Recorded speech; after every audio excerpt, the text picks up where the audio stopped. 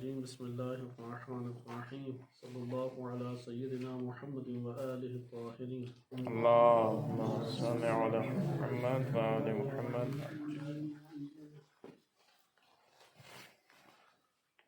ہماری گفتگو کتاب انسان در عرف عرفان آیت اللہ حسن زادہ آملی رحمۃ اللہ علیہ کی کتاب تھی. اس کی اصل نمبر غالباً 13 تھی، 14 نمبر اصل ہمارے پاس چل رہی تھی، جس میں اتحاد عاقل اور معقول کی بحث کی گئی ہے. بعض ایسے مسائل ہیں کہ جو تاریخ بشریت میں ایک قدیم اپنا ایک سلسلہ رکھتے ہیں. مباحث بعض ایسے ہیں کہ جن کا سلسلہ جو ہے وہ قدیمی ہے، فلسفی اور عرفانی دونوں پہلوؤں سے. اتحاد عقل و عاقل و معقول کی بحث اسی سے تعلق رکھتی ہے کہ یہ یونانی فلاسفہ میں افلاطون سے جو علمی طور پر سراغ ملا ہے، اس کے مطابق افلاطون نے اس کو بیان کیا، لیکن ان ناموں کے ساتھ درج نہیں کیا. ارسطو نے اسے محکم کیا، پھر ارسطو کے شارحین آئے، ان شارحین نے پھر اسے یونانی علماء نے ذکر کیا، پھر یہ مرحلہ فلاسفہ اسلامیین تک پہنچا. اہل اسلام کے جو حکمات ہیں ان میں فارابی ہیں، ابن سینا ہیں، انہوں نے اس کے اوپر گفتگو کی، اور بالآخر اس میں صحیح کامیابی جس نے حاصل کی وہ ملا صدرہ رحمۃ اللہ علیہ ہیں، اور انہوں نے اس مسئلے کو تفصیل کے ساتھ اپنی کتاب الاسفار میں بیان کیا ہے، اسفار اربعہ میں، اور عرفا بھی اس کے اوپر متفق ہیں. عقلی پیمانے پہ جب ہم اس کی گفتگو کرتے ہیں تو یہ ہمارے لیے قابل فہم ہو جاتی ہے، وَإِلَّا اس کو کشف کرنے کے لیے آپ خصوصی طور پہ اللہ تعالیٰ کی بارگاہ میں دعا اور التجا کر سکتے ہیں، کیونکہ اس کا تعلق معاد جسمانی کی بحث سے بنتا ہے. ہم ایک حد تک اس کا کچھ حصہ پڑھ چکے تھے، یعنی اس کے اوپر توجہ کرنے کی ضرورت ہے. بالفاظ دیگر مثلا ابھی جس طرح سے ایک کہکشاں دریافت ہوئی ہے، ٹی وی پہ بھی اسے ذکر کیا گیا، اور انہوں نے جو تخمینہ لگایا سائنسدانوں نے، اس کے مطابق اگر انسان سفر کرنا چاہے لائٹ کی سپیڈ پہ تو 11 ملین سال نوری سال لگیں گے. 11 ملین نور کا آپ کو معلوم ہے نا کتنی تیز سپیڈ دنیا میں اس ٹائم سب سے تیز رفتار لائٹ کی ہی ہے. یعنی لائٹ کی رفتار جو ہے، آپ اگر جانا چاہیں ادھر سے پاکستان فوراً، مثلاً ایران سے پاکستان، تو پتہ نہیں 1 سیکنڈ سے بھی شاید پہلے چلے جائیں. لائٹ کتنی تیز رفتار ہے. اگر آپ اس رفتار سے سفر کریں تو 11 ملین سال آپ کو اس کہکشاں پہ پہنچتے ہوئے لگیں گے. تو اس سے اندازہ لگائیں یہ دنیا کتنی وسیع ہے. اس کا یہ مطلب ہے کہ اس وسعت کو مد نظر رکھتے ہوئے ایک تو عظمت خدا سامنے آتی ہے، لیکن ایک اور چیز بھی ہمیں سمجھ آتی ہے کہ ہمارا مادی وجود کہکشاؤں میں گھومنے کے لیے نہیں ہے. ہمارا یہ مادی وجود اس دنیا کے اندر سیر و تفریح اور گھومنے پھرنے کے لیے نہیں ہے، کیونکہ وہ تو توان سے ہی باہر ہے. 11 ملین سال کیا 100 سال انسان جی لے تو تھک جاتا ہے، پھر دعائیں کرتا ہے کہ اب عزت سے اس دنیا سے چلا ہی جائے تو اچھا ہے. لہذا انسان نے اس دنیا کے دوش پہ آخرت کو آباد کرنا ہے. آخرت آباد کرے نہ کرے ہوتی تو اس کی جائے گی. دنیا میں رہ رہے تو ہو رہی ہے. آباد کرنے سے مراد یہ نہیں ہے کہ یہ آباد کرنا شروع نہیں کرے گا تو اس کی نہ جہنم بن رہی ہے نہ جنت بن رہی ہے، ایسا نہیں ہے. اس کے مثبت منفی اعمال اس سے صادر ہوتے چلے جا رہے ہیں. یہ نہیں ہو سکتا کہ کچھ بھی نہ بن رہا ہو، کیونکہ یہ بدن ایک مدت کے لیے، یہ بدن میرے اور آپ سے جدا ہو جائے گا، پھر اسی میں کے اندر سے کیڑے نکل آئیں گے. جیسے آپ نے پھل وغیرہ دیکھے ہیں، اس کے باہر سے کیڑا اندر جاتا ہے یا اندر سے کیڑا باہر آتا ہے؟ باہر سے اندر سے بھی تو غور و فکر آپ لوگوں نے کیسا کیا؟ عمر اندر سے خراب ہے. چلیں ایک اور مثال لے لیں. کبھی اخروٹ کو کھول کے دیکھا کہ اندر کیڑا ہو؟ تو یہ اندر سے آیا یا باہر سے آیا؟ تو اندر سے کیسے وہ آ گیا؟ کیونکہ وہی جو چیز تھی وہی کیڑا بنی نا. اس طرح سے ہمارا بدن ہی یہ کیڑے بن جائے گا. جیسا برف نہیں پگھلتی، اس طرح ایک ذرہ جو ہے نا وہ کیڑا بن کے رینگنے لگ جائے گا اور آہستہ آہستہ ہو جائے گا. کچھ زمین پکڑ لے کے کھا جائے گی، لیکن انسان تو رہے گا. لہذا یہاں پہ ہمارے پاس یہ بات سامنے آئی، در حقیقت انسان کا جو نفس ہے وہ سرزمین ہے جس کے اوپر جنت بھی ہے جہنم بھی ہے. انسان کی سرزمین ہے جس کے اوپر وہ سب کی سب چیزوں کو دیکھے گا. اس سرزمین کو ہم نے آباد کرنا ہے، اس سرزمین کو وسعت دینی ہے، اس سرزمین کو آباد کرنا ہے. عرفان معرفت شناسی کے باب میں یہاں سے شروع کرتا ہے. عرفان کا اصل موضوع وہ انسان نہیں ہے، کوئی مخلوق نہیں ہے. عرفان اسلامی کا اصل موضوع ہے وہ وجود باری تعالی، حق تعالی ہے. یعنی عرفان اللہ سبحانہ تعالیٰ کی جانب سے نیچے آتا ہے. صحیح ہے؟ لیکن ہم چونکہ کتاب کو پڑھ رہے ہیں اس لیے انسان موضوع بنایا ہے، وَإِلَّا ہم حق تعالیٰ کو مطالعہ کرتے ہیں. اور حق تعالیٰ کے مطالعے کے لیے یہ الکافی کا جو کتاب توحید ہے کہ کل انشاءاللہ تعالیٰ اس کا درس ہوگا، اس سے استفادہ کریں. اس میں یہ بیانات عرفانی بھی آ جائیں گے، اور کیونکہ اہل بیت علیہ السلام یا وحی کی زبان وہ تمام علوم سے بالا تر ہے اور جامع ہے. انہوں نے متکلمین سے بھی دقیق بات وحی میں کی ہے. وحی کی زبان فلاسفہ سے دقیق تر ہے، عرفا سے دقیق تر ہے اور جامع ہے. ایسا کئی ایسی حدیثیں ہیں کہ جو آپ کو ایک بڑے پیمانے پہ عرفانی اور فلسفی نظریات کے احاطے کو سامنے لا کے پیش کر دیں گے. لہٰذا یہ والا مسئلہ آپ ادھر مطالعہ کر سکتے ہیں. لہٰذا انسان کا آسان الفاظ میں اگر ہم ایک بات کو بیان کریں تو کہہ سکتے ہیں کہ نفس کی سرزمین جو اللہ نے ہمیں عطا کی، اس کو ہم نے ترقی دینی ہے اور اس کو آباد کرنا ہے دنیا کی زندگی کی مدد سے. جیسے اساتذہ ذکر کرتے ہیں کہ ابن عربی کا ایک جملہ ہے، پہلے بھی آپ کی خدمت میں ذکر کیا، کہ جنت کے پھل جہنم کی حرارت سے پکتے ہیں. جنت کے جو میوے ہیں، پھل ہیں، وہ جہنم کی حرارت کا نتیجہ ہیں.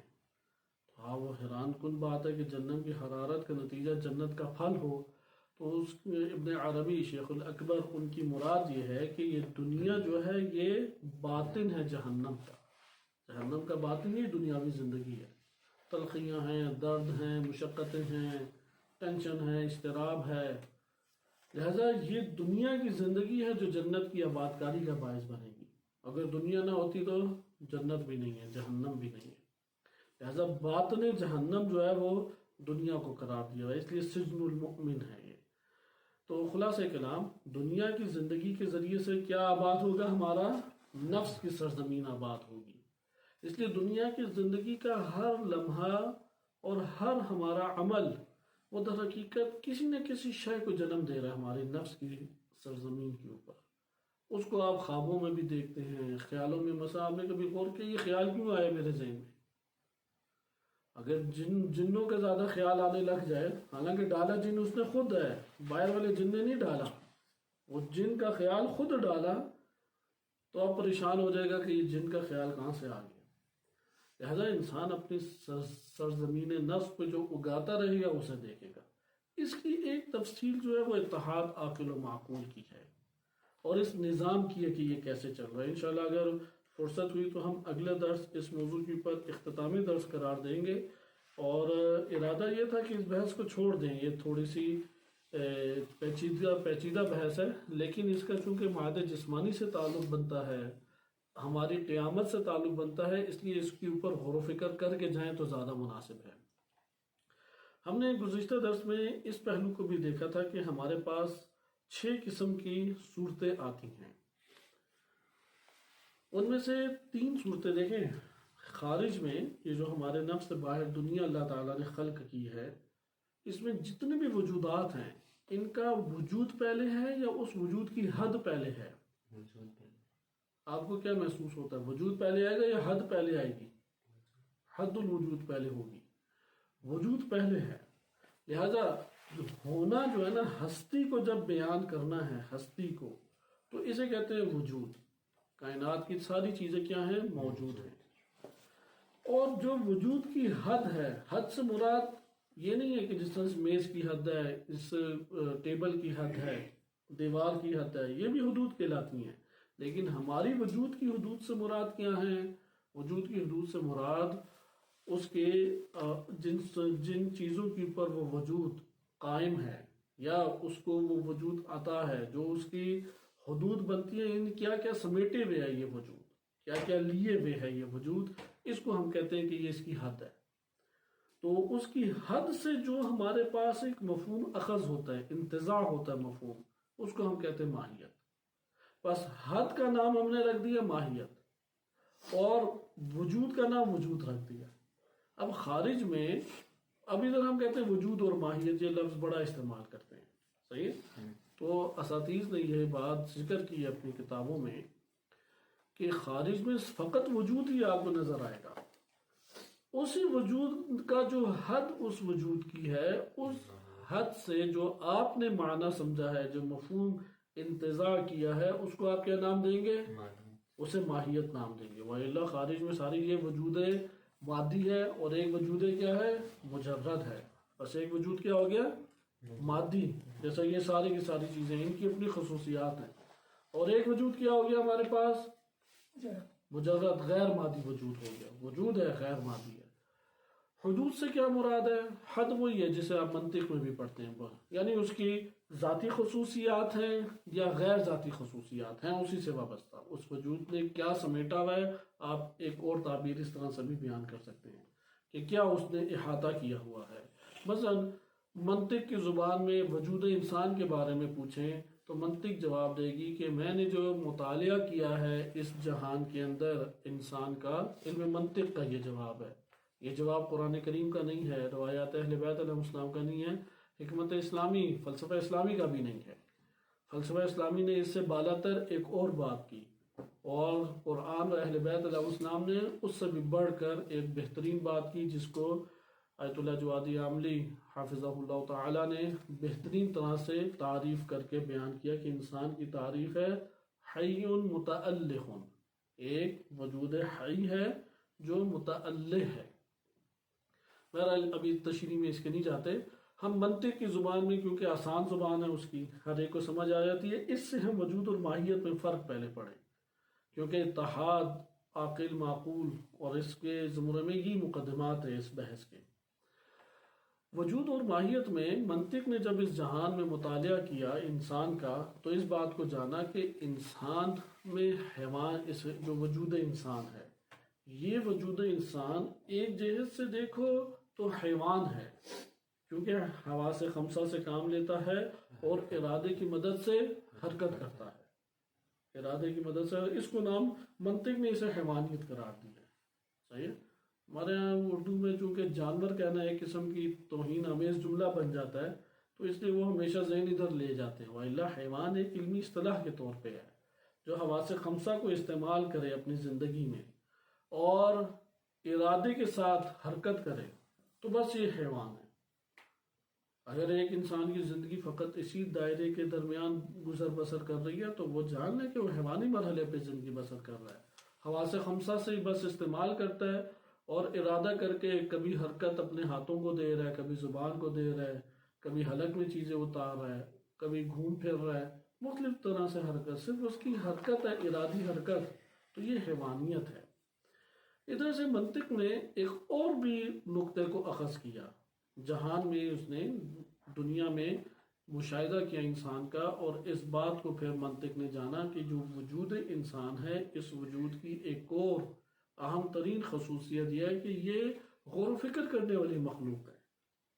بلکہ اگر خاموش بھی ہو تو غور و فکر نہیں کر رہا، صحیح ہے؟ یعنی اگر بھینس جگالی کرتے ہوئے کئی گھنٹے یوں کر کے منہ رکھے اور آنکھ آسمان کی طرف ہو تو اسے نہیں سمجھ آئے گی کہ یہ سورج چاند ستارے ان کا آپس میں کیا رابطہ ہے۔ اگر گدھا شرمندہ ہو کے سر نیچے ایک مدت سر جھکائے رکھے تو اس کی خاموشی سے آپ یہ نہیں سمجھیں گے کہ یہ کوئی حساب یا ریاضی کے میتھمیٹکس کی کوئی چیزیں حل کر رہا ہے، صحیح ہے؟ الو جو ہے وہ ایک کھو جائے زندگی میں اپنے، اور اس طرح سے کھویا ہوا ہوا کہ کسی اور جہان میں گویا کہ پہنچا ہوا ہے، تو آپ اس کے بارے میں یہ نہیں کہیں گے کہ کوئی فزکس کیمسٹری کا مسئلہ حل کر رہا ہے، آپ کہیں گے کہ یہ حیوانی زندگی بسر کر رہا ہے، یا عرفانی طور پہ کہہ سکتے ہیں کہ خیالی دنیا میں اپنے گم ہے وہ۔ لہٰذا یہاں پہ انسان واحد خلقت ہے کہ جو غور و فکر سے کام لیتی ہے، جو تعقل کرتی ہے، تعقل سے کام لیتی ہے۔ یہ جو غور و فکر اور تعقل سے کام لینا ہے، یہاں سے انسان جو ہے وہ آغاز ہوتا ہے، انسانیت کا آغاز ہوتا ہے۔ یہ منطق نے دریافت کیا۔ یہ جو دو چیزیں دریافت کی اسے کہتے ہیں حد۔ آپ اشیاء کی اس طرح سے خاصیتیں تلاش کر کے لانے شروع کر دیں تو جو اس کی ذات کو وجود دے رہی ہیں، صحیح ہے، اس کی حقیقت کو وجود ہے، کیونکہ حقیقت وجود کی سرزمین پہ قائم ہے. وجود کی سرزمین پہ جو اس کی حقیقت قائم ہے، اگر اس حقیقت کی وہ خصوصیات لاتے ہیں کہ جس کے جو اصلی ستون ہے اس ذات اور اس حقیقت کی، اسے کہیں گے ماہیت. لیکن ماہیت یعنی ذاتیات اس کی. اور بعض چیزیں ہیں کہ جو اس کی اس حقیقی یا ذاتی جو خصوصیات ہیں اس سے خارج ہیں، اور ہیں خصوصیت اس کی لیکن ذاتی نہیں ہے، باہر سے اس کے ساتھ آ کے وابستہ ہوئی ہیں. تو ماہیت انہیں دو چیزوں کی خصوصیات سے ہمارے سے، اسے کہتے ہیں حدود وجود. وجود کی حدود اب آپ کے سامنے آشکار ہوا، اسے ٹیبل کے کونے نہیں لینے مراد، صحیح ہے، یا بورڈ کا چکور پن نہیں لینا اس کا، یہ حدود نہیں ہے. باؤنڈری فقط اسے نہیں کہتے. باؤنڈری کیا مراد ہے ماہیات کی؟ کہ ادھر جتنے بھی وجود ہیں وہ لامحدود نہیں ہیں، محدود وجود ہیں. ان کی حدود کیا ہے؟ مثلا اس کی حد ہے کہ یہ اتنی مقدار کا غور و فکر کر سکتا ہے، یہ ایک حد ہوگی.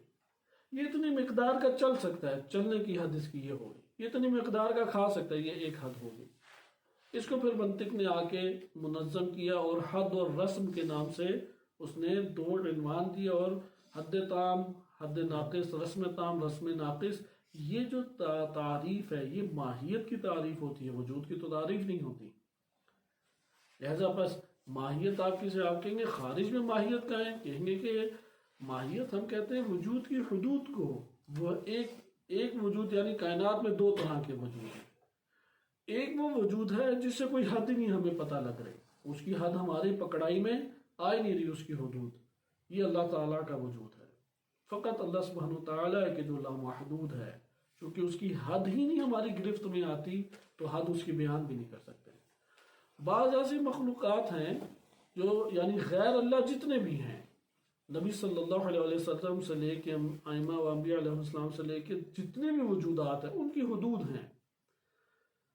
ہم اپنے سے بالا تر کی حد کو نہیں جان سکتے، لیکن وہی آ کے تعارف کرا سکتی ہے، ہمارے دسترس سے باہر ہے. میں تو ایک اپنے سے بڑے عالم کے علم کی حد کو نہیں جان سکتا، کچھ یہ کہ انبیاء و ائمہ علیہ السلام کی حد کو ہم ناچیز بیان کرنے لگتے. نہیں، یہ وہی آ کے بتائے گی کہ یہ ہستیاں کتنی بلند ہیں. جیسے قرآن نے آ کے بیان کیا نبی صلی اللہ علیہ وسلم کی ہستی کو سورۃ النجم میں کہ قاب قوسین او ادنا، کہ دو کمانوں سے بھی کم فاصلہ. یعنی اللہ سبحانہ تعالیٰ نے اپنے بعد جس ہستی کو سب سے وسعت کے ساتھ خلق کیا ہے وہ ذات رسول صلی اللہ علیہ وسلم اور ائمہ اہل بیت علیہ السلام ہیں، قاب قوسین او ادنا.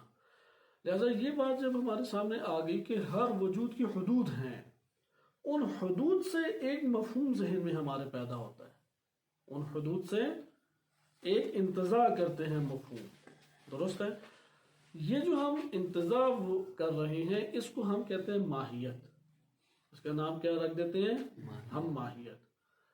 اب آپ نے خارج میں ایک چیز کو دیکھا اور اس کو آپ نے جب جانا تو اس کا مفہوم آپ کے پاس آیا یا نہیں آیا؟ وہ ذہن میں بھی ماہیت وجود رکھتا ہے یا نہیں رکھتا؟ وجود اس کا ذہن میں بھی ایک ہے نا، اور یہ خارج میں وجود ہے. یہ بات آ کے ملا صدرہ رحمۃ اللہ علیہ نے محکم طریقے سے بیان کی. ان سے پہلے بہت محکم طریقے سے یہ والا موضوع آشکار نہیں تھا جتنا انہوں نے آشکار کیا کہ خارج میں بھی ایک چیز وجود رکھتی ہے اور ایک چیز دنیا ذہن میں وجود رکھتی ہے. صحیح ہے؟ دنیا ذہن میں وجود رکھتی ہے. مثلا یہ ساری چیزیں خارج میں مادی وجودات ہیں اور مجرد وجودات بھی ہیں. مثلا ہماری روح ایک کائنات میں وجود رکھتی ہے، ہمارا جسم کائنات میں ایک وجود رکھتا ہے. ہم ان دو وجود سے ایک نو تعلق رکھتے ہیں.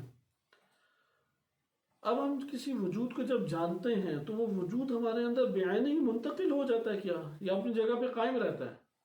اپنی جگہ پہ وہ رہتا ہے. ہمارے پاس اس کی ایک صورت آ گئی. صحیح؟ یہ جو ہمارے پاس صورت آئی ہے اس کا ہونا ایک چیز ہے، اور اس صورت کی حقیقت جو ہے وہ ہمارے پاس ہونا ایک الگ چیز ہے. لہذا اس کا جو ہونا ہے ہمارے دنیا ذہن میں اس کو ہم کہتے ہیں وجود ذہنی. وجود ذہنی. کیونکہ ہمارا جو اشیاء سے خارج میں تعلق ہے، ہمارے نفس سے باہر جتنی کائنات ہے اس سے ہمارا تعلق اسی وجود ذہنی کی اساس کے اوپر ہے. صحیح. اس کو عرفان ایک اور طریقے سے بھی بیان کرتا ہے. ابھی ہم اتحاد عاقل و معقول کے باب سے اس کو دیکھنا چاہ رہے ہیں. مثلا عرفان کی ایک اور زبان میں عرض کر دیتا ہوں. آپ نے دیکھا ہوگا کہ کئی جگہوں سے نہریں نکل رہی ہیں. صحیح ہے. وہ نہریں اوپر سے چشمے بہتے ہیں، بڑے ہوتے جاتے ہیں. ایک ادھر سے چشمہ بہ رہا ہے، ایک ادھر سے، ایک ادھر سے، ایک ادھر سے. ہر چشمہ بہتے ہوئے چیزیں اپنے ساتھ لا رہا ہے یا نہیں، اور ایک جگہ پہ دریا میں شامل کر رہا ہے. صحیح. دوسرا چشمہ بھی ایک جگہ پہ شامل ہو رہا ہے، تیسرا چشمہ بھی ایک جگہ پہ شامل ہو رہا ہے.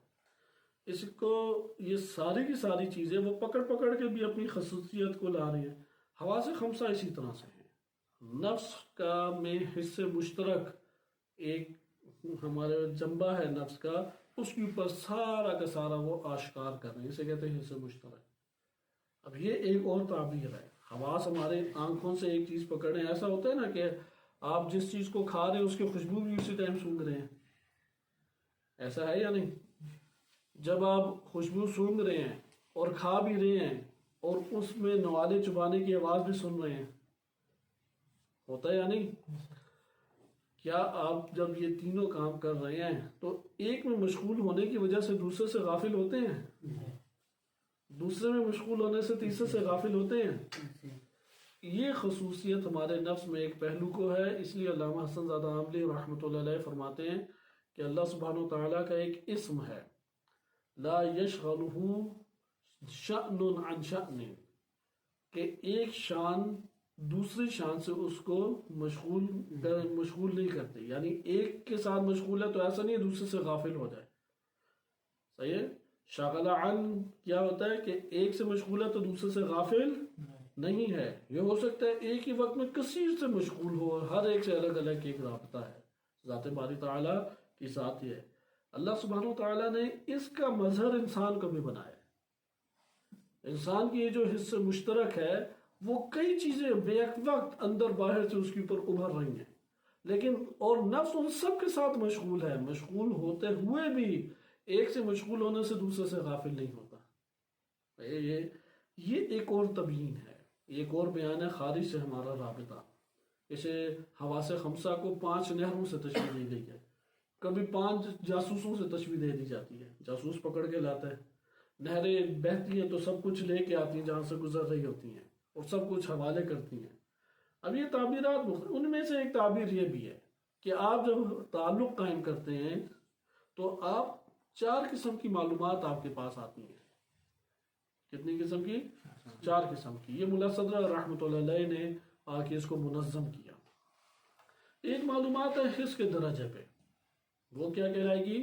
میری آنکھ نے پکڑا تو ہم کہیں گے کہ یہ حسی معلومات ہے. باصرہ، حس باصرہ کی ہے، آنکھ سے پکڑنے والی معلومات، حسی معلومات. کان سے سنی جانے صحیح معلومات، سونگنے والی ذائقے کی. یہ ساری معلومات کیا ہوں گی؟ حسی معلومات. حسی معلومات بھی معلومات ہیں. وہاں سے قوت خیال اس کو اٹھا لیتی ہے، اپنے مرتبے پہ اخذ کرتی ہے. اب کیا ہوگا؟ خیالی معلومات. مثلا وہ جو حس کی معلومات ہمارے حوالے ہوئی تو یہاں پہ اب خیال نے آ کے کام شروع کر دیا.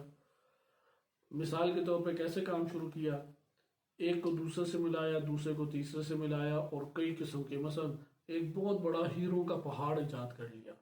ہیروں کا پہاڑ خارج میں ہے کہیں، لیکن آپ کے نفس میں فوراً بن گیا یا نہیں؟ صحیح. مثلا آپ نے مری کا جائزہ لیا ہے تو آج کل تو اس میں بامسمہ بن گیا نا، مر جائے جہاں پہ جا کے انسان کا، ایسے ہی وہاں پہ حالات پیدا کرتے ہیں. بہرحال مری جائیں پہاڑی آپ کو خوبصورت لگے گی، منظر بڑے خوبصورت ہیں. اس طرح کا ایک پہاڑ ہیرے کا آپ سوچ لیں، خیال نے فوراً پکڑ کے بنا دیا. کیونکہ خیال کا کام وہ ہے نقش نگاری کرنا فقط. صحیح. معنی کو صورت دیتا ہے. یہ صورت ذہن میں ہے یا نہیں؟ لیکن خارج میں تو نہیں ہے. بس ذہن اس کا مطلب ذہن میں بھی بعض چیزیں وجود رکھتی ہیں. یہ خیالی معلومات. اس کے بعد آ جاتی ہیں عقلی معلومات. صحیح. آپ کے پاس معلومات کا ایک دائرہ آ جاتا ہے عقلی. عقل سے پہلے بعض علماء نے اضافہ کیا ہے وہمی معلومات. مثال کے طور پہ آپ کو ایک بندے کا تصور آیا اور جیسے ہی تصور آیا اس کے بارے میں انتقام کے جذبات ابھرنے لگ گئے، صحیح ہے؟ یا ایک اپنے والد کا تصور آیا، والدہ کا تصور آیا، محبت کے جذبات ابھرنے لگ گئے، اسے کہتے ہیں معنی جزیہ۔ یہ ہے وہمی معلومات۔ ایک ہے اس کے بعد پھر عقلی معلومات، اس کو انشاءاللہ تعالی ابھی ہم آگے پڑھیں گے، یہ ہماری اصل میں آگے آ رہا ہے کیونکہ خیال تک ہم پڑھ چکے ہیں تفصیلی طور پہ، قوت خیال تک۔ اس کے بعد ہم تھوڑا تفصیل سے وہم کو پڑھیں گے اور وہم کے بعد انشاءاللہ تعالی عقل کو پڑھیں گے۔ وہم ہے خیال اور عقل کے درمیان، وہم کیا ہے؟ خیال اور عقل کے درمیان۔ انسان کو خیال اتنا تباہ نہیں کرتا جتنا یہ وہمیات تباہ و برباد کرتی ہیں۔ اخلاقی مسائل زیادہ تر وہمیات کی صورت میں انسان کو آ گھیرتے ہیں۔ بہرحال ان معلومات میں جو بھی معلومات ہو، ہم جب کہتے ہیں اتحاد عاقل اور معقول یا عالم اور معلوم، اس سے ہم اگرچہ عقل کے مرحلے کی معلومات لے لیں لیکن سب میں ضابطہ جاری ہو رہا ہے۔ یہ اتحاد جو ہے وہ ساری جگہوں کے اوپر ہمارے پاس ایک نو جاری ہو رہا ہے۔ آئیں اب ہم اس سے اگلے مرحلے میں گزرتے ہیں۔ یہاں پہ اتحاد سے کیا مراد ہے؟ کیونکہ معلوم تو ہمیں پتہ لگ گیا، معلوم کسے کہتے ہیں؟ جسے جانا گیا ہے۔ مثال کے طور پہ آپ نے باہر ایک چیز دیکھی، مثلا آپ نے ایک گلاس دیکھا یا موبائل دیکھا اپنا، یہ جس موبائل آپ نے دیکھا اور اس کی صورت آپ کے پاس ذہن میں بنی ہے، تو باہر جو چیز ہے اسی کو جانا گیا یا نہیں؟ جس کو جانا گیا ہے اس کی صورت بھی آپ کے پاس ہے یا نہیں؟ ہر تو معلوم ہے یا نہیں؟ تو کیا دونوں میں فرق ہے؟ فرق یہ ہے کہ جو معلوم باہر ہے وہ ہے معلوم بالعرض، واسطے سے آپ مثلا آنکھ کے واسطے سے، حواس کے واسطے سے اسے آپ جان رہے ہیں اور وہ اپنی جگہ پہ اسی طرح قائم ہے، لیکن اسی کی صورت آپ کو حاصل ہوگی۔ یہ صورت بھی کیا ہے کیونکہ اس کی صورت ہے اور یہ آپ کے پاس پہنچے، یہ بھی معلوم ہے، معلوم جسے جانا گیا ہے۔ لیکن جاننے والا کون ہے؟ عالم۔ یہاں پہ عالم اور معلوم آپس میں متحد ہو رہے ہیں، لیکن باہر والا نہیں۔ جیسے عرض کیا گزشتہ درس میں کہ ابن سینا نے پہلے ملا صدر رحمۃ اللہ علیہ کے مطابق اشتباہ کیا، جب اتحاد و عاقل و معقول یا عالم و معلوم کہتے ہیں تو وہ باہر والا معلوم نہیں، وہ جو اندر معلوم آیا اس کے ساتھ متحد ہے آپ کا نفس۔ باہر والے معلوم سے تو نہیں آپ متحد ہو سکتے نا، صحیح ہے؟ آپ کے عالم و معلوم کا اتحاد کہاں پہ ہو رہا ہے؟ وہ جو آپ کو صورت معلوم، ہاں جسے آپ اردو میں بھی کہتے ہیں بڑی معلومات اس کے پاس ہیں، صحیح ہے؟ عالم ہوا اور معلومات اس کے پاس ہے نا، یہ جو پاس ہونا یہ اتحاد ہے۔ اس اتحاد کے آگے نتائج بہت ہے، کیونکہ یہی آپ کو رنگینی دے رکھی نفس کو، یہی معلومات جو ہیں یہ آپ کے لیے وسعت دیں گی، آپ کے نفس کو، روح کو وسعت دیں گے، اور اسی کے اوپر پھر آپ کے عمل کے اور ملاقات کے ذریعے سے رنگینی پیدا ہوگی اور اس کے ساتھ پھر آپ جئیں گے۔ یعنی بالفاظ دیگر انسان جب مر جاتا ہے تو مرنے کے بعد کہاں پہ چلا جاتا ہے؟ برزخ ہے، جہان۔ آپ کہہ لیں انسان خود یہ کہکشاں بن جاتا ہے، بہت کچھ پھر اپنے اندر رکھتا ہے اور اسی کے ساتھ مشغول رہے گا۔ اگر اس نے اللہ تعالیٰ سے محبت ہے تو پھر اللہ سے مشغول ہے، اگر وہ جس چیز کے ساتھ اس نے اپنے اندر اگایا ہے اسی کے ساتھ مشغول رہے گا۔ محبت الہی کو نشو نما دی تھی تو محبت الہی اس کے اندر رہے گی۔ اس نے محبت اولاد کو اگایا تھا تو اب تڑپتا رہے گا۔ جیسے عرفا بیان کرتے ہیں کہ خدا سے انسان کو جو جدائی ہے، کیونکہ سفر طے کرنا ہے نا اللہ کی طرف، ایسی جدائی نہیں ہے کہ اللہ ہمراہ نہیں ہے، لیکن دوری کا ایک احساس ہے۔ دور سارے ہیں اور اس دوری کی وجہ سے درد بھی ہے، بعض اس درد کا احساس کر لیتے ہیں حجاب اٹھنے کی وجہ سے، جیسے عرفا، پھر روتے ہیں، گریہ کرتے ہیں، چیختے چلاتے ہیں، لقاء اللہ کے لیے تڑپتے ہیں، یہاں تک کہ موت کے ساتھ لقاء اللہ کی منزل میں فائز ہو جاتے ہیں۔ بعض ہیں غافل، ان کو درد ہے لیکن احساس درد نہیں ہے، درد کا کوئی احساس نہیں ہے۔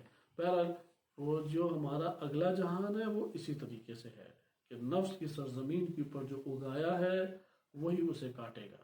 یہاں پہ عاقل اور معقول کی بحث ہمیں فائدہ دیتی ہے، عالم اور معلوم کی بحث ہمیں فائدہ دیتی ہے۔ وہ معلومات ہیں کہ جس کا سامنا آپ نے کرنا ہے، کیا معلومات اپنے ساتھ آپ جوڑ رہے ہو، اور پھر ان معلومات کے دوش کے اوپر انسان عمل انجام دیتا ہے. لہذا جس معلومات کے ساتھ اپنے نفس کا تعلق جوڑے گا اسی کے ساتھ زندگی بسر کرے گا. پھر آگے جو نظام الہی ہے وہ آگے کی چیز ہے. یہاں پہ آپ نے دیکھا کہ معلوم بالعرض اور معلوم بالذات میں آپ کو فرق پتہ لگ گیا. وہ جو باہر ہے وہ معلوم بالعرض ہے، وہ جو آپ کو حاصل ہوا ہے وہ کیا ہے؟ معلوم بالذات ہے. وہ ذات معلومات عالم کے پاس ہیں، اور علم اور عالم اور معلوم کے درمیان جو تعلق جڑتا ہے اسے علم کا نام ہم دیتے ہیں. عاقل اور معقول بھی کہہ سکتے ہیں. عاقل اور معقول ان چار میں سے عقلی معلومات کے لکھا، کیونکہ یہ انسانیت کا امتیاز ہے. بقیہ میں تو حیوان بھی شامل ہے، چونکہ حیوان سے جدا عقل پہ ہو جاتا ہے اس لیے عاقل اور معقول نام دیا ہے.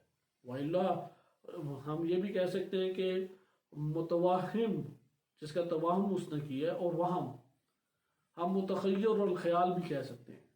حتیٰ کہ حاس حس کرنے والا اور محسوس جو اسے حاصل ہوا ہے سب میں اتحاد ہے. لیکن عاقل معقول شرف کی وجہ سے نام اس عنوان کا دے دیا گیا. بعض کی معلومات کا ادارہ ہوتا ہی حصی ہے، تو یہاں پہ جب ان کے نئی حواس کے دائرے میں آنے والی چیزیں نہیں ہوں گی تو یہ تو چیخیں گے چلائیں گے، کیونکہ وہ تو ساتھ جانے والی چیزیں نہیں تھی تو رہ گئی. اب محرومی کا احساس بڑھ جائے گا.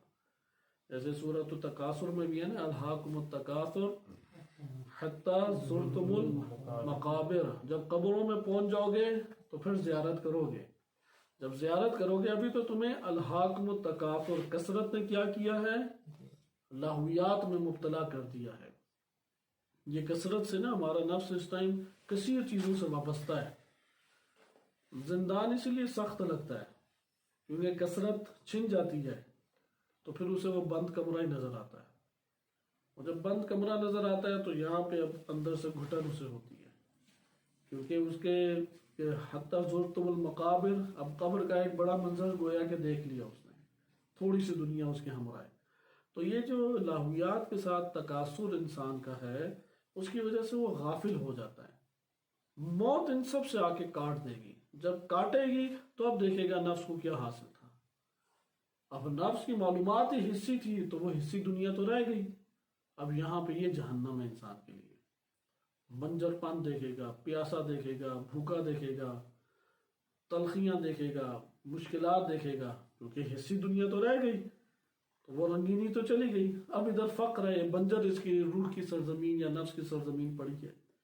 بعض کی خیالی تھی، خیال کچھ نہ کچھ پھر بھی رہ جائے گا کیونکہ دنیا نہیں تھی فقط، لیکن ہے خیالی جس کا کوئی حصہ ہی نہیں تھا، حقیقت سے دور. نظر آ رہا ہوگا کہ پانی ہے، پہنچیں گے پانی نہیں ہے کیونکہ حقیقت نہیں تھی. وہ نظر آ رہا ہوگا کہ سایہ ہے، ادھر پہنچیں گے تو پتہ لگے گا سایہ نہیں ہے.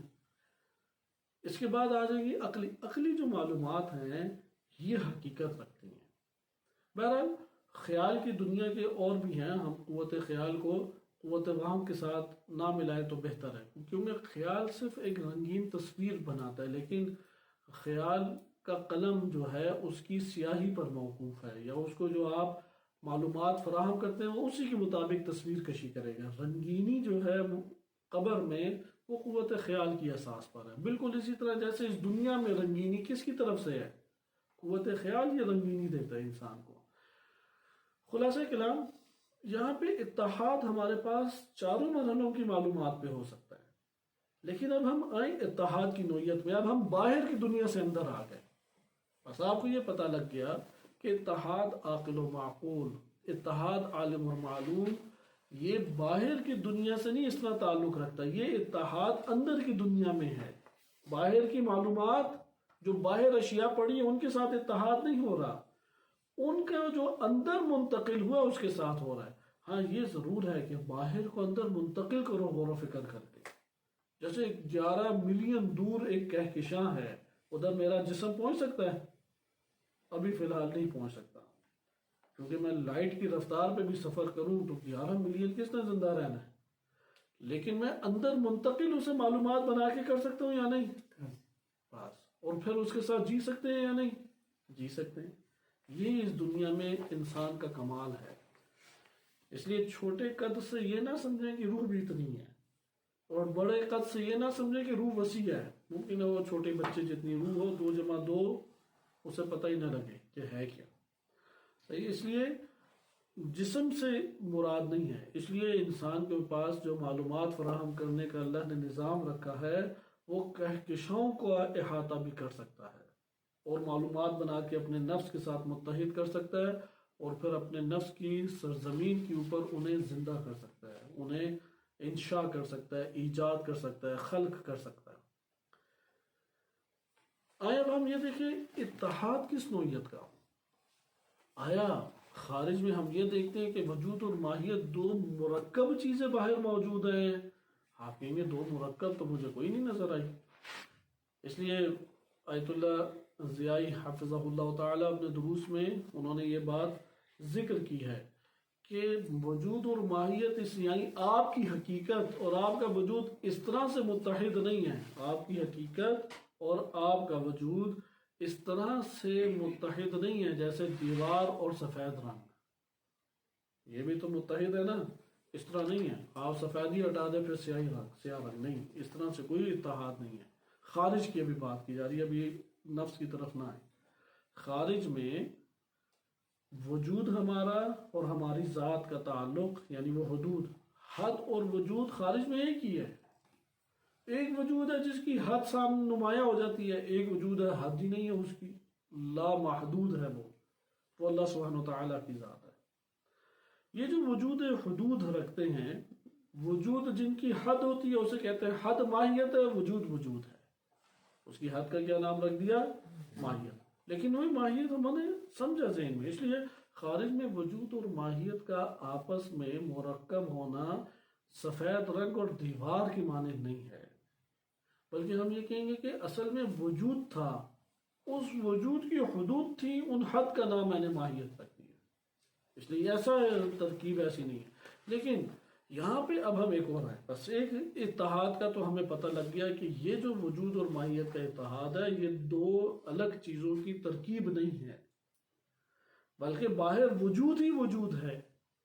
لیکن ایک وجود ہے جس کی حد ہے, اور حد کو ہم نے کیا کہہ دیا, ماہیت. حد کا نام کیا رکھ دیا, ماہیت. مطلب اس کا نام میں نے ادھر میز ختم ہو رہی ہے اور ادھر سے بھی ختم ہو رہی ہے, اس کا نام میں نے رکھ دیا کونا. کوئی کہے گا کہ ہاں میز جو ہے نا وہ میز اور کونے دو چیزوں سے مرکب ہے, آپ یہ کہیں گے نہیں یہ کل میز ہے, ایک کو میں کہہ رہا ہوں کونا, یہ میں نے اعتبار کیا ہے کونا. صحیح ہے, لیکن یہ اعتبار حقیقت نہیں رکھتا, نہیں حقیقت رکھتا ہے, صرف ذہنی فرض نہیں ہے.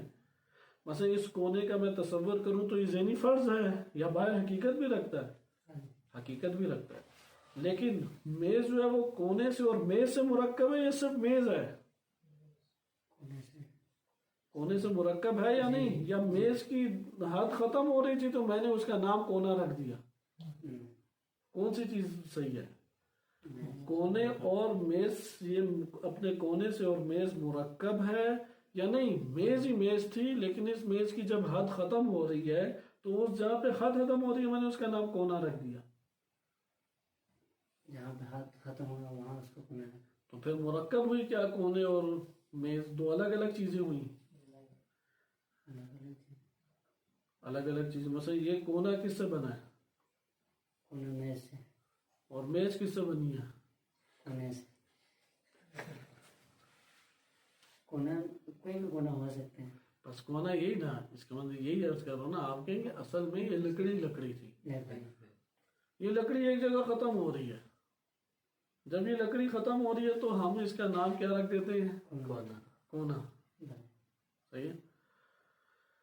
اب جب یہ کونا ہم نے نام رکھ دیا تو یہ حقیقت ہے یا نہیں اس کے اندر, جی. لیکن اب میں نے اس سے جو سمجھا ہے, حقیقت میں تو میز ہی ہے نا یہاں پہ, اور تو کچھ بھی نہیں ہے. اصل یہی ہے کہ ادھر حقیقت میں کیا ہے, فقط میز ہے. لیکن میز کی حدود سے ایک مفہوم میں نے اخذ کیا, اور وہ جو مفہوم میں نے اخذ کیا ہے اس کو ہم ماہیت نام دیں گے. اس اخذ کردہ لیے گئے مفہوم کا ہونا وجود ذہنی ہے, لیکن اس کے جو کونے کا تصور ہے, صحیح ہے, کونا ہونا ہے, یہ ماہیت کہلائے گی. اس لیے ماہیت کو اعتباری کہتے ہیں, کیونکہ مرتبہ ثانوی کے طور پہ سیکنڈ مرحلے میں ہمارے ہاتھ میں آ رہا ہے وہ مفہوم, اول صورت میں نہیں آ رہا. صحیح ہے, کونا اول صورت میں میز تھی, اس طرح کائنات میں ہر چیز پہلے وجود ہے، پھر اس وجود کی حدود ہے. حد کا نام ہم نے ماہیت رکھ دیا. اگر ہم نے حد کا نام ماہیت رکھا تو یہاں پہ اصل تو وجود ہی وجود ہے نا. جی لیکن اب میں کوئی کہ اچھا پھر ماہیت کوئی فرضی چیز ہے، ذہنی چیز ہے جو خارج میں نہیں ہے. آپ کہیں گے نہیں، حد تو خارج میں ہے. بس حد اب ادھر کائنات میں آپ غور و فکر کریں. بعض ایسی چیزیں ہوتی ہیں کہ جو مرکب ہوتی ہیں اس لیے الگ الگ ہمارے ذہن میں آ رہی ہیں. بعض ایسی چیزیں ہیں کہ وہ مرکب نہیں ہیں، ایک ہی ہیں، لیکن ہمارا ذہن یہ توان رکھتا ہے، یہ قوت رکھتا ہے کہ اسے الگ الگ دو طرح سے اس کو تصور کر لے، دو طرح سے اس کو سمجھ لے. لیکن دو طرح سے سمجھنا ایک دفعہ فرضی ہوتا ہے، خیالی ہوتا ہے، فرضی ہوتا ہے یعنی خارج میں نہیں ہے. وہ ماہیت ایسی نہیں ہے. ماہیت خارج میں بھی ہے، لیکن کس طریقے سے ہے؟ وجود کے دوش پر ہے. کیونکہ وجود کی حد کا نام ہم نے کیا رکھا ہے؟ حد کا نام ماہیت رکھ دیا. یہ تو خارج میں اتحاد. ہم نے خارج میں ہمیں پتہ لگ کہ وجود اور ماہیت کا کوئی ایسا اتحاد نہیں ہے جیسے دو الگ الگ اجزاء کا اتحاد آپس میں ہوتا ہے. نہیں، ایسا کوئی اتحاد نہیں.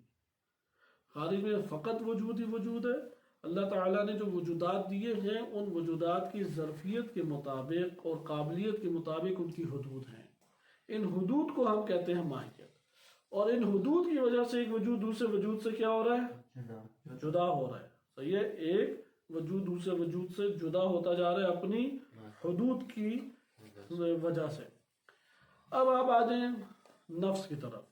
انہی وجودات کے جو تصورات اور معلومات آپ کے پاس آئے ہیں، حسی ہوں، خیالی ہوں یا عقلی ہوں، جو آپ کے پاس معلومات آئی وہ معلومات آپ کے نفس کے سمندر میں گم ہو گئی یا نہیں؟ آپ کے نفس کے ساتھ ملحق ہیں یا نہیں؟ ادھر اب دو تصور ہیں. بعض کہتے ہیں کہ آپ کا وجود مجرد ہے نفس، تو دیوار کے اوپر جس طرح سے سفیدی یا دیوار کے اوپر نقش نگاری جیسے ہوتی ہے، اسی طریقے سے باہر کی جو تصاویر ہیں وہ آپ کے نفس کے اوپر چسپاں ہو گئی ہیں. اس کو ہم کہیں گے اعراض. اس صورت میں معلومات کیا ہو جائیں گی؟ عرض. یہ ملا صدرہ رحمۃ اللہ علیہ نے قبول نہیں کیا. ملا صدرہ رحمۃ اللہ علیہ فرماتے ہیں کہ اگر آپ علم کہیں گے، اس سے پہلے والے چند مراحل ہیں، ابھی ہم اس کی طرف نہیں جا رہے، آپ اس چیز کے اوپر آ جائیں. انہوں نے علم کو جوہر قرار دیا ہے، وجود قرار دیا. بلکہ آپ کے علم کیا ہے؟ ایک وجودی چیز ہے. ہر معلومات جو ہمارے نفس کے حوالے ہو رہی ہے وہ کیا ہے؟ ایک وجودی چیز ہے، وجود ہے کوئی ہمیں ہمارے اس میں. اس لیے آپس میں ان کا ایک اتحاد ہے. ان معلومات کا اور ہمارا نفس جو کہ عالم ہے، ان دونوں کا کیا ہے؟ اتحاد. اب سوال یہ پیدا ہوتا ہے کہ کس نوعیت کا اتحاد ہے؟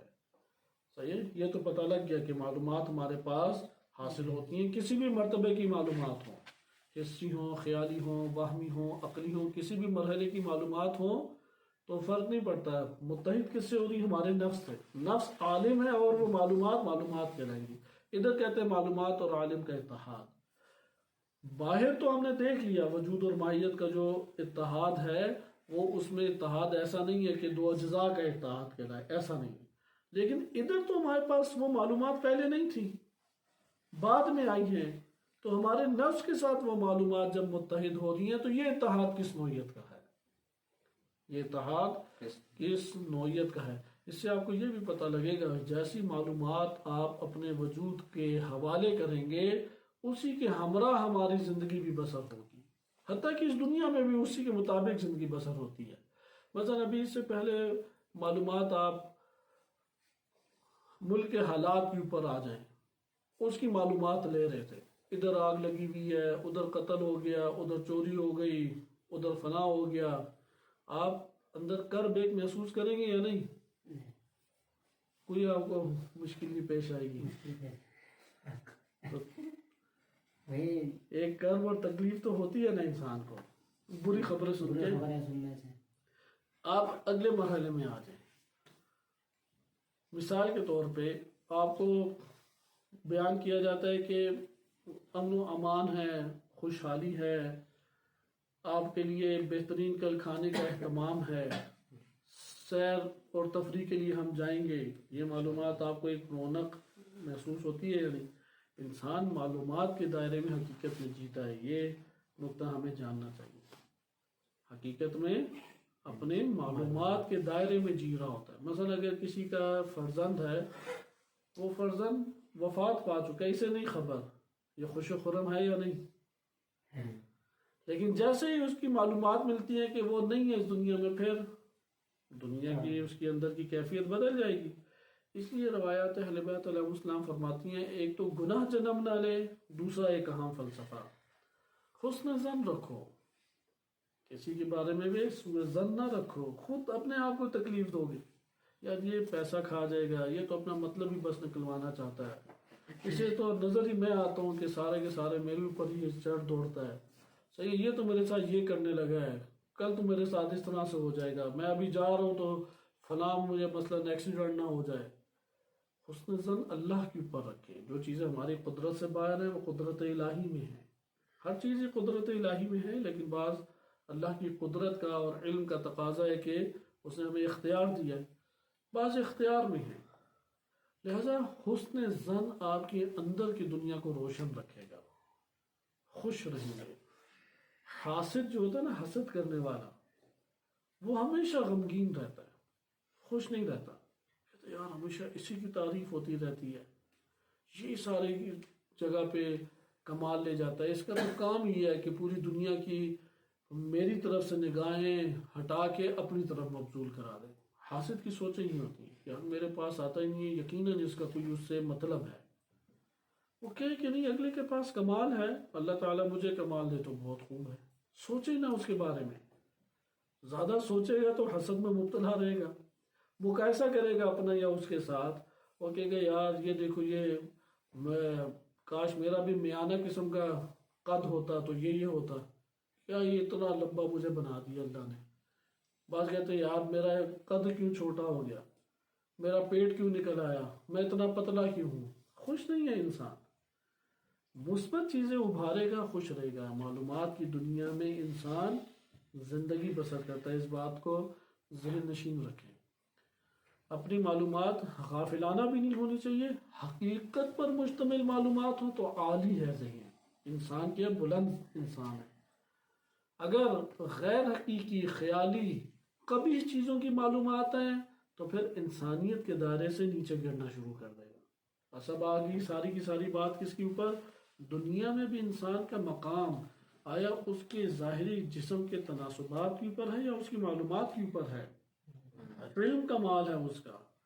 اگر اس کی معلومات مثبت ہیں اس کا قدر زیادہ ہے، اہمیت زیادہ ہے. اگر اس کی معلومات شریفانہ ہیں، حقائق کے مطابق ہیں، عالی ہیں، انسان بھی بلند ہے، بے شک قد اس کا چھوٹا ہی کیوں نہ ہو. جیسے علامہ علی رحمۃ اللہ علیہ بہت چھوٹا قد تھا. آیت اللہ جوادی عامری حفظہ اللہ تعالی وہ بہت بلند چھوٹے قد کے مالک ہیں. آیت اللہ بہجت کا بھی قد چھوٹا تھا، لیکن بہت عظیم ہستیاں ہیں. صحیح، صدیوں میں ایسی شخصیات پیدا ہوتی ہیں. اس لیے قد کے لمبے چھوٹے ہونے سے نہیں انسان پہچانا جاتا، کیا معلومات ہیں اس کے پاس، شرف اس سے بلند ہوتا ہے. کتنے بڑے بڑے قد آور شخصیات اس ٹائم آیت اللہ جوادی عامری حفظہ اللہ تعالیٰ کے سامنے دو زانو ہو کے بیٹھتی ہیں، دو زانو محترم متواضع ہو کے ان کے سامنے عاجزی انکساری کے ساتھ بیٹھتی ہیں. یہ علم کی قوت ہے جس نے اس شخصیت کو بلند کر دیا. لہذا عالی معلومات عالی بناتی ہیں. اسے یہ جو اتحاد و عالمہ معلوم ہے، اس کے اثرات کو اس پہلو سے بھی آپ مشاہدہ کریں. اس لیے ایک دفعہ انسان کی آنکھ ہے، غلط چیز کو دیکھ کے غلط تصور اندر ڈال سکتی ہے. بند کر لے اپنی آنکھ، کیونکہ اندر قباحت ایجاد کرے گی نا تو اندر ویسے ہی گندگی پھیل جائے گی، اور پھر جب اندر آلودہ ہو جائے تو پھر اندر اضطراب کو ایجاد کرے گی. مثلا نامحرم پہ نگاہ، اس کے بعد قوت خیال ایک اور تصویر بنا دے گی ادھر. اب قوت خیال نے جو تصویر بنائی ہے اب انسان اسے مشغول ہے، تو اضطراب در اضطراب. ادھر وہ نامحرم پہ نگاہ کو ختم کریں. جیسے کہ روایات اہل بیت علیہ السلام سے بھی واضح ہوتا ہے، اگر کوئی شخص حقائق کی دنیا کو دیکھنا چاہتا ہے تو نامحرم سے اپنی نگاہوں کو بند کر لے، یعنی جھکا لے. سر جھکانے سے فائدہ نہیں ہوتا، کیونکہ نگاہیں تو ہیں، بعض ایسے بھی جوان ہیں سر پورا جھکا لیتے، نگاہیں یوں کر کے دیکھتے ہوتے ہیں. نگاہیں جھکانے کا فائدہ ہے. صحیح. بعض نے اور کئی طریقے ہیں، باتیں کرتے کرتے وہ کیمرے کی طرح سر پھر رہا ہوتا ہے. صحیح. آنکھیں ہر چیز کو لے کے اس کے پاس پہنچا رہی ہیں، تو وہ ایک وقت میں کئی چیزوں سے مشغول ہوتا ہے. یہ نہ سمجھے میں اس سے باتیں کر رہا ہوں تو میں نے اب جو نگاہ ڈالی ہے تو وہ کوئی اثر نہیں کرے گی. وہ اثر کر جائے گی اگر توجہ کے ہمراہ ہوئی تو. ہاں توجہ ہی نہیں ہے، بالکل غافلانہ ایک نگاہ پڑی ہے تو وہ ایک الگ چیز ہے. لیکن عموماً توجہ کے ساتھ پڑ جائے تو وہ جو آلودگی پیدا کرے گی، اب آپ ذکر کرتے رہیں، روزے رکھتے رہیں، وہ اثر تو اتنی جلدی منتقل نہیں ہوگا آپ کے. ادھر محبت الہی کی بجائے محبت شہوت اس نے اگا دی اندر. اب جب وہ آپ نے دوبارہ اس پودے کو قوی کر دیا تو اب کون سی محبتوں کے اور اب کون سے حقائق کی دنیا کے روشن کرنے کی باتیں ہیں. لہذا دروازہ بند کرے ان قبیح معلومات کا، گناہوں کی معلومات کا. غیبت سن سکتا ہے، کوشش کرے اٹھ کے چلا جائے. ایک دفعہ مجبور ہو جاتا ہے توجہ بٹائے اپنے نفس کی. اسی طریقے سے غلط ہاتھ نہ اٹھائے، لمس کر سکتا ہے نہ لمس کرے. معلومات وہ کہ اپنے وجود میں، کیونکہ انسان جیتا اس دنیا میں بھی اور اگلے جہانوں میں بھی کس کے ہمراہ جیتا ہے؟ اپنی معلومات کے ہمراہ جیتا ہے. لہذا معلومات کو پاکیزہ رکھے گا تو اس کی یہ ساری چیزیں پاکیزہ ہوں گی. حواس بھی پاکیزہ ہو جائیں گے، خیال بھی پاکیزہ ہوگی اور عقل بھی پاکیزہ انسان کی ہوگی. آلودگی ان کے حوالے کرے گا تو حواس بھی بدبو پیدا کریں گے، خیال بھی قبیح اور بدبودار چیزوں کا وجود دے گی اور عقل بھی منفی چیزوں میں استعمال ہوگی. پھر عیار، مکار اور اس طرح کا بندہ کہلائے گا انسان. لہٰذا آپ نے دیکھا یہ معلومات کا جو اتحاد نفس کے ساتھ ہوتا ہے اسے آسان چیز نہ سمجھیں. حقیقت میں یہی معاد انسان کے لیے بنے گی، یہ معاد جسمانی سے تعلق رکھے گی. یہی معلومات کیا بن جائیں گی؟ یہی معلومات ہمارے لیے حقائق کی صورتیں اختیار کر جائیں گی. کوئی گھر ہے، کوئی درخت ہے، اسی کے مطابق ہے جو اس نے معلومات بھیجی ہے. لہٰذا یہاں پہ اب ہم جائزہ لیتے ہیں اور اس کا اگلا حصہ اگلے درس میں پڑھیں گے. یہ صرف چند منٹ میں بعض چیزیں آپ کے سامنے ذکر کرتا ہوں. آیت اللہ حسن زادہ عملی حافظہ اللہ تعالی اور رحمۃ اللہ علیہ ان کے شاگرد ہیں آیت اللہ ابراہیمیان حافظہ اللہ تعالی. انہوں نے جو شرح کی ہے اس سے کچھ استفادہ آپ کے سامنے، کیونکہ اس سے پہلے جو تھا وہ ایک اور شارع اور ان کے شاگرد ہیں ان کے کلام سے استفادہ پیش کیا گیا تھا گزشتہ درس میں. یہاں پہ اتحاد کس نوعیت کا ہے اسے ہم دیکھیں. اثرات تو اور اہمیت تو اب ہمیں پتہ لگ گئی. صحیح ہے. کائنات آپ کہیں کہ سائنس آ کے اس سے بھی آگے کی کہکشائیں دریافت کر لے، فرق نہیں پڑتا. میں معلومات کے ذریعے سے اپنے وجود میں جنم دے دوں گا. میرا جسم نہیں جا سکتا لیکن میں سیر کر سکتا ہوں یا نہیں؟ آپ سورج تک آپ کا جسم نہیں جا سکتا لیکن پھر بھی سورج کی سیر کر سکتے ہیں یا نہیں؟ حقائق میں بھی کر سکتے ہیں اگر آپ معلومات لے لیں. مثال کے طور پہ آپ کسی جگہ پہ جاتے ہیں پکنک بنانے کے لیے، بھی آپ کا جسم سیر کر رہا ہے یا آپ کا نفس جو ہے وہی سیر کرتا ہے؟ وہی نفس، اصل میں نفس ایجاد جو آپ دیکھتے ہیں وہ آنکھ نہیں دکھا رہی. وہ آنکھ نے جو بھیجا ہے اس کو ایجاد قوت خیال کرتا ہے آپ کے سامنے. ہاں وہ جو ایکوریٹ بالکل اسی طرح کی چیزوں کا سامنے لانا اور کبھی اس کو نہ سامنے لانا وہ ایک الگ دنیا ہے. بعض اوقات حواس جو ہے وہ ویسا ہی پکڑنے میں کامیاب ہو جاتے ہیں جیسا باہر ہے، اور بعض اوقات ویسا نہیں پکڑ پاتے اپنے ضعف کی، ضعیف ہونے کی وجہ سے حواس، اور وہ پہنچاتے ہیں، وہ جیسا پہنچاتے ہیں ویسے ہی دیکھتے ہیں. مثلا دن کے ٹائم نیلا آسمان دکھائی دے رہا ہے، نیلا تو نہیں ہے آسمان. اب یہ ہمارے حواس جو ہیں یا وہ ضعیف ہیں یا نیلا رنگ کسی وجہ سے غلبہ پیدا کر گیا اور اس کی وجہ سے وہ رنگ ہمیں دکھائی دے رہا ہے. اور ہمارے نفس میں جب مل رہا ہے تو جیسی معلومات ملی ہیں ویسی خیال نے ایجاد کر کے سامنے لا دی. خیال جیسا ایجاد کرے گا ویسا ہی ہمیں وہ دکھائی بھی دے گا.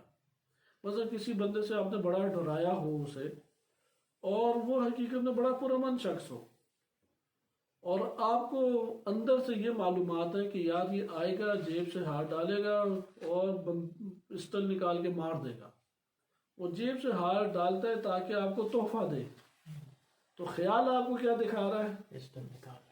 تو آپ وہاں پہ کیسے بتکیں گے، بھاگیں گے، ڈریں گے؟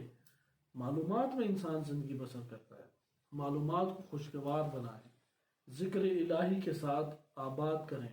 اس لیے قرآن کریم کا حکم ہے یا ایھا الذین آمنوا اذکروا اللہ، صرف اتنا ہی حکم ہے، یا کیا ہے؟ ذکرن کثیرا۔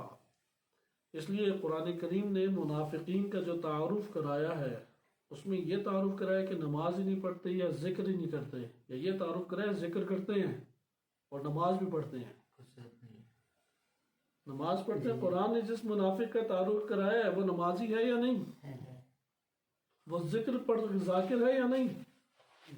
ہے یا نہیں؟ صحیح ہے۔ ان کی نماز کیسی ہے کہ جب وہ نماز کی طرف آتے ہیں تو کس طرح سے آتے ہیں؟ سستی کے ساتھ۔ وَلَا يَذْكُرُونَ اللَّهَ إِلَّا قَلِيلًا، اور اللہ کا ذکر نہیں کرتے مگر تھوڑا سا کرتے ہیں۔ صحیح ہے۔ اِذَا قَامُوا لِلصَّلَاةِ قَامُوا كُسَالَىٰ، جب نماز کے لیے قیام کرتے ہیں تو کیسے؟ سستی کے ساتھ۔ کہتے ہیں یہ کیا مصیبت ہے یار، اب اس نے 5 منٹ کتنی لمبی نماز پڑھانی ہے، فرادہ ہی پڑھ لو تو اچھا ہے، دعا ان کے ہمراہ پڑھ لیں۔ یہ منافق پن ہے انسان کے اندر، نفاق ہے۔ نفاق عبادت سے دور کرتا ہے۔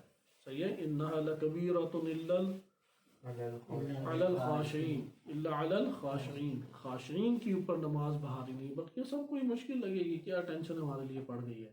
لہذا قرآن نے جب ذکر کی بات کی، معلومات کے ایجاد کرنے کی بات کی، تو مومنین کی حکم دیا ہے، دستور جاری کیا اللہ سبحانہ و تعالیٰ نے۔ یہ دستور مولوی بھی ہو سکتا ہے، دستور ارشادی بھی ہو سکتا ہے، تحقیق طلب چیز ہے، لیکن دستور اللہ کی طرف سے امر ہے، آرڈر ہے، کیا؟ ذکر کثیر کرو، قلیل نہیں، کثیر ذکر کرو، کثیر طور پہ معلوم اللہ سبحانہ و تعالیٰ کو بناؤ، اللہ کی ذات کو بار بار، یعنی ادھر ذکر سے کیا مراد ہے؟ توجہ اللہ، اللہ کی طرف توجہ کرو۔ آئے اب ایک نو صرف اتحاد کو دیکھ لیں، بقیہ ہم دیکھتے ہیں۔ یعنی اب معلوم اور عالم کے اتحاد کو آپ نے ملاحظہ کرنا ہے، اتحاد معلوم اور عالم۔ یہاں پہ یہ کہتے ہیں کہ اتحاد 6 قسم کا ہو سکتا ہے، ان 6 میں سے 3 قسم کا اتحاد باطل ہے۔ کتنے قسم کا معلوم اور عالم میں اتحاد ہو سکتا ہے؟ ذاکر اور مذکور کا اتحاد، عالم اور معلوم کا اتحاد، عاقل اور معقول کا اتحاد، 6 قسم کا ہو سکتا ہے۔ ان میں سے 3 اتحاد کیا ہیں؟ باطل ہیں، اور 3 اتحاد صحیح ہیں۔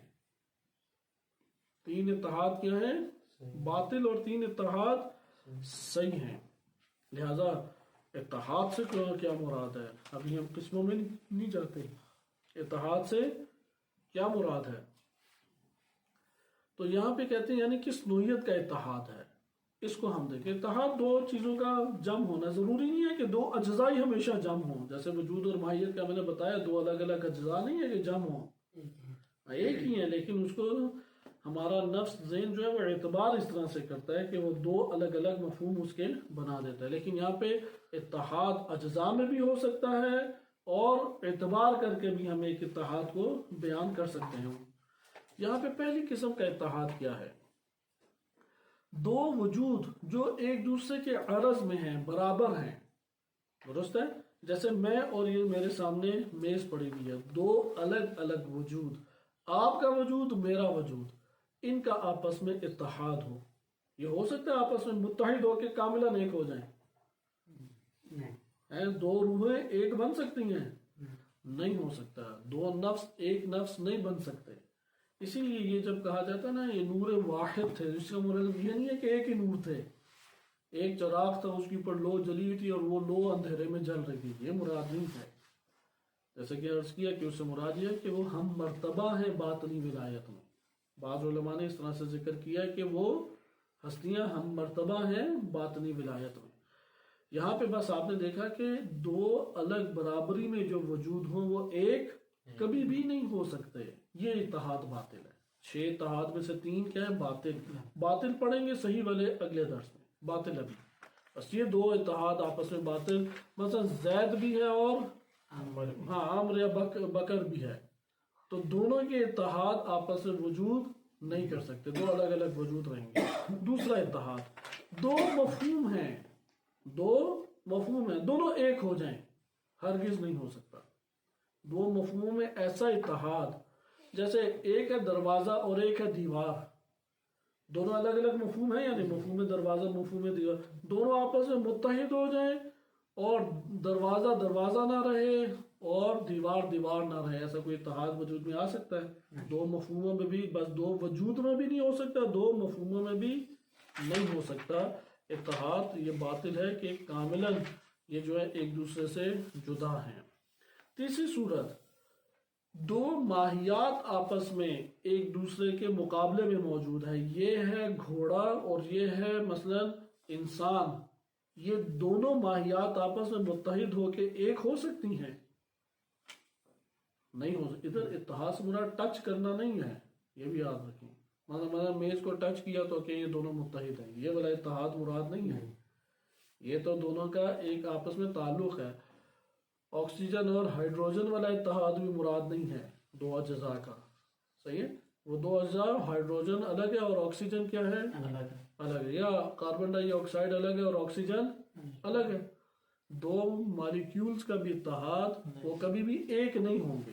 ادھر اتحاد سے مراد آپس میں ٹچ کرنا نہیں ہے، بس ادھر اتحاد سے کیا مراد ہے؟ دونوں یکسانیت پیدا کرنے، صحیح ہے؟ اپنا دوئی کا وجود، دو ہونے کا جو عنوان ہے وہ ختم کر لیں۔ ایسی وحدت، تین صورتوں میں وحدت ایسی باطل ہے۔ یعنی آپ یہ کہیں کہ یہ در بھی ہے، یہ دیوار بھی ہے، صحیح ہے؟ جیسے ہم کہہ رہے ہیں نا عالم، معلوم اور علم، یہ عالم بھی یہی نفس ہے، معلوم بھی یہی نفس ہے، یہاں پہ اہم ہے۔ جب ہم کہتے ہیں عالم بھی یہی ہے، معلوم بھی یہی ہے، تو ادھر دو مفہوم نہ رہے، کیونکہ دو مفہوم ایک کبھی بھی نہیں ہوتے۔